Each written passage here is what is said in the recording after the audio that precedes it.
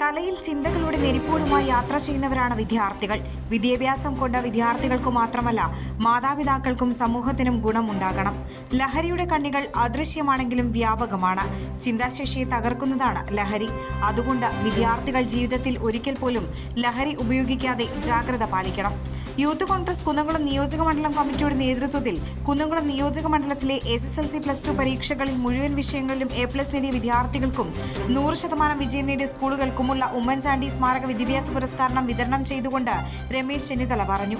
കുന്നംകുളം രാജീവ് ഗാന്ധി സ്മാരക ടൗൺ ഹാളിൽ ചേർന്ന അനുമോദന സദസ്സിൽ യൂത്ത് കോൺഗ്രസ് നിയോജക മണ്ഡലം പ്രസിഡന്റ് MM മഹേഷ് അധ്യക്ഷത വഹിച്ചു.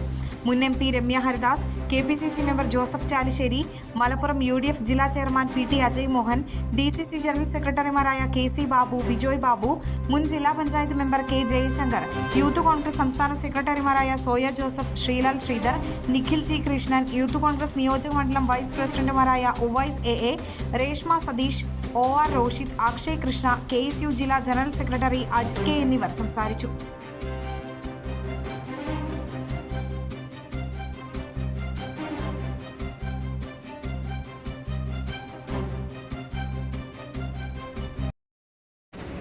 പുകയുന്ന മസ്തിഷ്കവും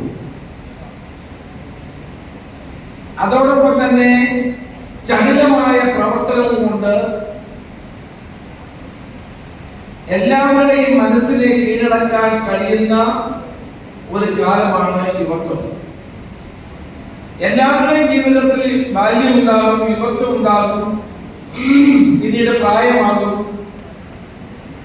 വാർദ്ധക്യമാകും.